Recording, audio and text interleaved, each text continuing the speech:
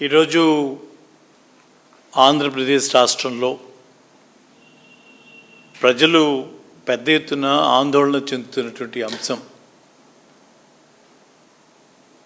ప్రభుత్వ రంగంలో కొనసాగించాల్సినటువంటి medical కాలేజీలని, teaching హాస్పిటల్స్ని private పరం చేయటానికి తెరదీసినటువంటి కూటమి ప్రభుత్వ విధానాల పట్ల, వైఖరి పట్ల ప్రజలు విపరీతమైనటువంటి ఆందోళనలో ఉన్నారు. దానికి కారణం చంద్రబాబు నాయుడు గారు ప్రతిసారి పేద బలహీన బడుగు వర్గాల్ని మోసం చేస్తూనే ఉన్నారు. వాళ్ళ ఆశల మీద నీళ్లు చల్లుతూనే ఉన్నారు. ప్రధానంగా 40 సంవత్సరాలు లేదు, ఇప్పుడు 50 సంవత్సరాలు నేను పూర్తి చేసుకున్నాను. నేనే సీనియర్ మోస్ట్ ముఖ్యమంత్రి చేసిన వాళ్ళు నేనే, మిగిలిన మీద వాళ్ళని చనిపోయారని చెప్పాడు. ఆయనకు ముందు వాళ్ళంతా ఇంత అనుభవం, ఆయన అనుభవం నుంచి ఈ జనరేషన్, ఈ తరం నేర్చుకోవాల్సింది ఏంటి? ఏదైతే ప్రాథమికంగా డాక్టర్ బాబాసాహెబ్ అంబేద్కర్ రాజ్యాంగంలో రచించినటువంటి ఒక రాజ్యాంగం, మన దేశం ఒక దిక్సూచిగా ఉన్నటువంటి దాన్ని పేదవాడికి అందించాల్సినటువంటి విద్య, వైద్యం ఒక సామాజిక బాధ్యత అనేటువంటి విషయాన్ని ఎప్పటికప్పుడు చంద్రబాబు నాయుడు గారు చాలా సక్సెస్ఫుల్గా పక్కదో పట్టిస్తూ ఉంటారు. ఇది ఏదో ఈరోజు ఆయన చేసినటువంటి ఆలోచన కాదు. ఆయన ఎప్పుడు ఆయన మనసులోంచి వచ్చినా కూడా ఆ రోజు యూజర్స్ ఛార్జెస్ అని చెప్పి గవర్నమెంట్ హాస్పిటల్స్లో పెట్టి పేదవాడి దగ్గర కూడా ముక్కుపిండి వసూలు చేద్దాం అనేటువంటి ఆలోచన తప్పించి ఏ రోజు కూడా పేదవాడికి మనం విద్యను అందించాలి, నాణ్యమైనటువంటి విద్యను అందించాలి అనేటువంటి ఇప్పుడు లేదు. పేదవాడు పేదవాడుగానే ఉండాలి, కుల వృత్తులు చేసుకునే వాళ్ళు కుల వృత్తులు చేసుకుంటూ అణిగిమణిగా అక్కడే ఉండాలి, మేము మాత్రమే, కొంతమంది మాత్రమే పెత్తనం చేయాలనేటువంటి ధోరణి చంద్రబాబు నాయుడు గారు ఆయన పుట్టుకతో వచ్చినటువంటి లక్షణం. ఆయన ఎన్నిసార్లు వెళ్ళినా కుక్కతో ఒక వంకరలాగా అది ఎప్పుడూ అలాగే వెళ్తూ ఉంది.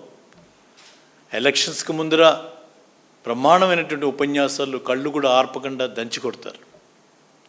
పేదవాళ్ళకి వాళ్ళే ఒత్తాసు పలుకుతున్నట్టుగా, బీసీలకి వాళ్ళు వెన్నెముకలాగా, మేము బీసీలు లేనిది మేము లేదన్నట్టుగా మాట్లాడేటువంటి ఆ ఉపన్యాసాలు, అది ప్రతిపక్షంలో ఉన్నప్పుడు ఓట్ల కోసం, ఓట్లు దండుకోవడానికి చేసేటువంటి మాటలు మాత్రమే. ఈరోజు ఒకసారి మనం జ్ఞాపకం చేసుకుంటే ఇదే మెడికల్ కాలేజీలు ఒక జగన్మోహన్ రెడ్డి గారు తీసుకున్నటువంటి నిర్ణయం ఒక చారిత్రాత్మకమైనటువంటి నిర్ణయం అని చెప్పక తప్పదు. నేను విజ్ఞుల్ని, ఇంటలెక్చువల్స్ని కూడా కోరుకుంటా ఉన్నాను, కాసేపు రాజకీయాలు అన్ని రాజకీయ కోణంలో చూడద్దు. ఇవాళతో రఘుపతి మాట్లాడాడంటే జగన్మోహన్ రెడ్డి గారి గురించి గొప్పగా మాట్లాడటానికి మాత్రమే కాదు ఇక్కడికి వచ్చింది. అది ఎవరు చేసినా, ఎలా చేసినా మంచి చేస్తే మంచిని మనం మాట్లాడుకోవాలి. స్వతంత్రం వచ్చినప్పటి నుంచి రాష్ట్రంలో మరి పబ్లిక్ సెక్టర్లో, ప్రభుత్వ ఆధీనంలో ప్రభుత్వం నడిపేటువంటి మెడికల్ కాలేజీలు 11 కాలేజీలు ఉంటే, మరి ఈరోజు జగన్మోహన్ రెడ్డి గారు 2019-24 సంవత్సరంలో మరి ఆయన తీసుకున్న నిర్ణయం, ఒక పక్క government of India Narendra Modi గారి ఇనిషియేటివ్ అయిన నీతి ఆయోగ్ గైడ్లైన్స్ ప్రకారం ప్రతి పార్లమెంటు నియోజకవర్గానికి ఒక టీచింగ్ హాస్పిటల్ ఇవ్వాలి అనేటువంటి ఒక ప్రతిపాదన వచ్చిన, ఆ ప్రతిపాదనని చక్కగా అందిపుచ్చుకొని ఈ రాష్ట్రంలో 17 కాలేజీలు అంటే అప్పటిదాకా ఉన్నటువంటి 11 కాలేజీలు ఏంటి, ఒక్కసారి 17 కాలేజీలు ఏంటి, ఆశ్చర్యపోయాను నేను కూడా. ఇదేమన్నా అంబిషియస్గా తీసుకుంటా ఉన్నారా, సాధ్యపడుతుందని చెప్పి నేను కూడా ఆయన్ని అడగడం జరిగింది. ఆయన అన్నటువంటి ఆ రోజు అన్నటువంటి సమాధానం అన్నది సుమారుగా 3,000 కోట్ల రూపాయల పైన మనం ఆరోగ్యశ్రీ కింద, సీఎం రిలీఫ్ ఫండ్ కింద మనం ఖర్చు పెడతా ఉన్నాం. మరి దాంతో పోల్చుకుంటే ఈరోజు మనం చూసాం కరోనా లాంటి ఈ సమయం దాటడానికి ఎంత కష్టపడ్డాం. సూపర్ స్పెషాలిటీ హాస్పిటల్స్ అన్నీ కూడా మరి హైదరాబాద్లో ఉండిపోయాయి. మన పరిస్థితి ఏంటో ఒకసారి ఆలోచించుకుంటేనే భయం వేసేటువంటి పరిస్థితి. ఆ పరిస్థితిలో మనం ఈరోజు ప్రజలకి ధైర్యాన్ని ఇవ్వడానికి మీరు చెన్నై పోండి అని చెప్పి చెన్నై తమిళనాడు వాళ్ళతో మాట్లాడాం.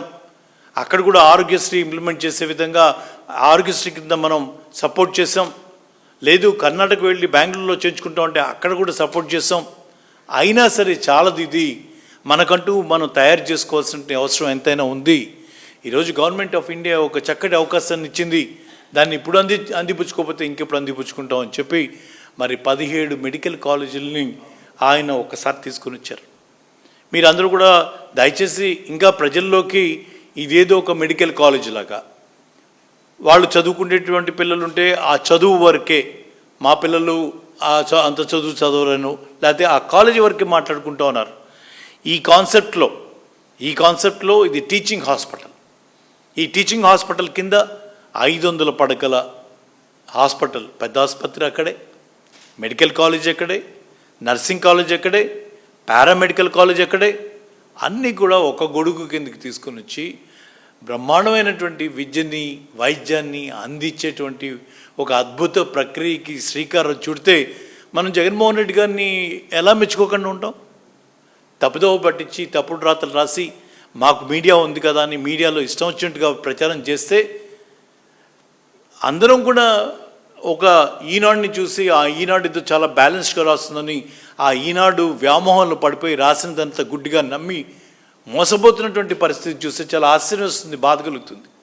కొంతమంది బాగా చదువుకున్న వాళ్ళు కూడా ఏమవుతుంది ప్రైవేట్ సెక్టర్లో వస్తేనటువంటి మాట కొంతమంది మాట్లాడితే ఏమవుతుంది మీకు తెలియదా? మరి ఇదే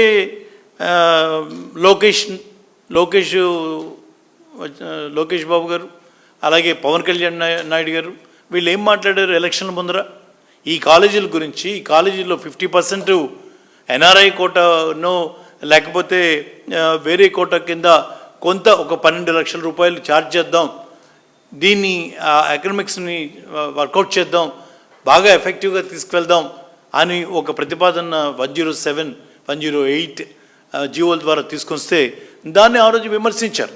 మేము రాగానే వాటిని రద్దు చేస్తాం, పేదవాడి సీట్లు అమ్ముతాడా, ఈ మొత్తాన్ని మేము గవర్నమెంట్ సెక్టర్లోనే తీసుకొచ్చే విధంగా చేస్తామని చెప్పి ఆ రోజు మాట్లాడినప్పుడు మరి అందరూ ఎందుకు కూరుకున్నారు? ఈరోజు మొత్తం తీసుకెళ్ళి ప్రైవేట్ పరం దారదత్తం చేస్తామంటే ఎలా మనం చూస్తూ ఊరుకోవాలి? ఈరోజు నియంత్రించగలం అసలు? ఆయన ఏమంటారు? పీపీపీ అంట. పీపీపీ అంటే ఏంటి? Public private participation. నువ్వు పబ్లిక్ దాంట్లో ఏముంటుంది? నువ్వు నియంత్రణ ఏం చేయగలుగుతావు అన్నావు? ఈరోజు రాష్ట్రంలో ఉన్నట్టు ఎన్నో మరి హాస్పిటల్స్ ఉన్నాయి. హాస్పిటల్స్ కానీ డిఎంహెచ్ఓ నియంత్రణలో ఉండేటువంటి వాళ్ళందరూ కూడా ఏమాత్రం మనం నియంత్రణ చేయగలుగుతున్నామో గుండె మీద చేసుకొని మాట్లాడాలి. మరి అటువంటి పరిస్థితుల్లో రేపు పబ్లిక్ సెక్టర్లో రావాల్సిన దాన్ని ప్రైవేటుకి దారదత్తం చేస్తా అంటే అది సమంజసమా? గత ప్రభుత్వం ఆ ప్రభుత్వంలో 17 కాలేజీలకు తీసుకురావడానికి ఆనాటి ప్రభుత్వం చేసినటువంటి ప్రయత్నం తీసుకొచ్చి అనుమతులు తీసుకొని వచ్చి 17 చోట్ల మరి స్థల సేకరణ చేసి వాటికి కేటాయించి దాదాపు అన్ని చోట్ల పునాదులు అయ్యి ఆ పునాదులు దాటి సుమారుగా 7 కాలేజీలు పూర్తి స్థాయిలో సిద్ధం చేసి 5 కాలేజీల్లో ఆల్రెడీ పిల్లలు చదువుతూ ఉన్నారు. ఇంకొక 2 కాలేజీల్లో పాడేరు కాలేజీ మీరే ఆపరేట్ చేస్తామని చెప్పారు. మరి అటువంటి దాంట్లో పులివెందులకు వచ్చినటువంటి 50 సీట్లని జారబెట్టుకున్నారు. ఇవాళ పోయి మీరు ప్రైవేట్ మెడికల్ కాలేజెస్ చూడండి, వాళ్ళ పరిస్థితి ఏంటి? మనం ఇప్పుడు కట్టినటువంటి గత 5 సంవత్సరాల్లో జగన్మోహన్ రెడ్డి గారి ప్రభుత్వంలో కట్టినటువంటి మెడికల్ కాలేజీలు పోయి ఒకసారి చూడండి. అసలు నక్కకి నాగలోకానికి ఉన్నంత వ్యత్యాసం ఇన్ఫ్రాస్ట్రక్చర్ వైజ్గా కానీ మరి వాటిని చూస్తే ఇన్స్ట్రుమెంట్స్ వైజ్గా కానీ అసలు ఎక్కడ పోలిక లేనటువంటి అద్భుతంగా దాన్ని తీసుకొని వస్తే నువ్వు దాన్ని ఆ కంటిన్యూషన్ ఆఫ్ గవర్నెన్స్లో మిగతా వాటిని కూడా పూర్తి చేయాల్సినటువంటి బాధ్యత మీ మీద ఉంటే ఈరోజు ఏమీ లేదన్నట్టుగా స్వయంగా చంద్రబాబు నాయుడు గారు మాట్లాడుతూ ఉంటే నిజంగా చాలా అసహ్యం వేస్తోంది. రాజకీయాలు చూస్తే ఇంత దిగజారుడుతనం అవసరమా? ఇంత అనుభవం ఉన్నటువంటి వ్యక్తి ఈ రకంగా మాట్లాడటం. అనిత మాట్లాడింది. అనితమ్మ మాట్లాడితే ఆమె ఏదో తెలుసో తెలియక హోంశాఖ కనీసం హోంవర్క్ కూడా చేయకుండా చాలా పవర్ పాయింట్ ప్రజెంటేషన్లు చెప్తున్నట్టుగా చెప్పి ఏవి వేటికి వాటి స్లాబ్లు వేసేటువంటి ఫోటోలు పెట్టుకొని ఇక్కడ చదివించాల్సిన మా పిల్లల్ని ఇక్కడ చదివించాల్సిన పిల్లలని మాట్లాడుతూ ఉంటే అది నిజంగా చాలా అంటే పెద్దలు సామెతలు ఊరికేం రావు. మరి ఆ రకంగా ఆయనే చంద్రబాబు నాయుడు గారే మాట్లాడితే మేము మాట్లాడకపోతే ఊరుకోరనో లేకపోతే పైనుంచి చెప్పి మాట్లాడిస్తున్నారు మాకైతే తెలియదు. కానీ ఈరోజు మనం చూస్తున్నాం మచిలీపట్నంలో ఉన్నటువంటి మెడికల్ కాలేజ్, మచిలీపట్నంలో మెడికల్ కాలేజీ ఈ రకంగా పూర్తయి అన్ని అంగులతో అక్కడ అడ్మిషన్స్ జరిగి పిల్లలు చదువుకుంటా ఉంటే అసలు ఈ కాలేజీ లెక్కలో లేదా? ఆమె ఎక్కడి నుంచి ఏం షాట్ చూపించింది, ఎక్కడి నుంచి చూపిస్తూ ఉంది? ఏదో ఒక హాస్టల్ బిల్డింగు 2వ ఫ్లోర్ 3వ ఫ్లోర్ స్లాబ్ వేస్తుంటే ఆ రాడ్లను చూపించి అదే నువ్వు చూపించేది, అదే నువ్వు చెప్పాల్సింది. ఇది ప్రభుత్వ ఆస్తి కాదా? ఇదేమన్నా జగన్మోహన్ రెడ్డి గారి ఆస్తా? ఈరోజు ప్రభుత్వంలో ఉన్నటువంటి మంత్రులుగా ఉన్నటువంటి వాళ్ళు, ముఖ్యమంత్రిగా ఉన్నటువంటి వాళ్ళు మీ బాధ్యత కాదా? ఈ ప్రభుత్వ ఆస్తుల్ని మరి వాటిని బాధ్యత తీసుకోవాల్సింది, జాగ్రత్త తీసుకోవాల్సింది, ఉపయోగపరచాల్సింది, పేద ప్రజలకి అది ఆ ఫలితాలు అందే విధంగా చేయాల్సింది మీరు కాదా అని అడుగుతూ ఉన్నాను. ఆ రకంగా మనం చూస్తూ ఉంటే విజయనగరంలో చూడండి అద్భుతమైనటువంటి మెడికల్ కాలేజ్, విజయనగరంలో అద్భుతమైనటువంటి మెడికల్ కాలేజీ అన్ని హంగులతో మరి అడ్మిషన్స్కి సిద్ధంగా ఉండి ఈ రకంగా ఉంటే దీన్ని కూడా ఏమీ లేదన్నట్టుగా మరి చిత్రీకరించడానికి ప్రయత్నం చేస్తూ ఉంటే మీడియాలో నేను చూశాను, ఏబిఎన్ ఆంధ్రజ్యోతి పేపర్లు చూశాను, 17 కాలేజీలకి కొత్త కాలేజీలకి శ్రీకారం, 10 కాలేజీలకి శ్రీకారం అనేది హెడ్లైన్ పెట్టాడు. అదేంటి మనం తెచ్చిన 17 కాలేజీలు కాకుండా ఇంకొక 10 కాలేజీలు చంద్రబాబు నాయుడు గారు ఏమైనా కొత్తగా తెస్తున్నారు, ఎక్కడ పెడుతున్నారు నేను చదవడానికి ట్రై చేశా. ఇవే కాలేజీలని ఆయనే తెచ్చినట్టుగా రాసుకుంటూ ఉన్నారు. అసలు ఇంతకన్నా ఇంకా సిగ్గుమాలినతనం ఏదైనా ఉందా? దయచేసి రాజకీయ ఆ వెసలో ఉన్న వాళ్ళకి, ఆ కళ్ళు పచ్చకారం కమ్మిన వాళ్ళకి మనం ఏం మాట్లాడలేం. దయచేసి న్యూట్రల్గా ఉన్నటువంటి వ్యక్తులు కళ్ళు తెరవండి, మాట్లాడండి, జరుగుతున్న దాన్ని గ్రహించండి. అవసరమైతే కారు వేసుకుని ఒకసారి వెళ్ళిరండి, ఆ హాస్పిటల్స్ కట్టినటువంటి మెడికల్ కాలేజీని చూడండి, ఆ ఫెసిలిటీస్ చూడండి, మీరే ఆశ్చర్యపోతారు.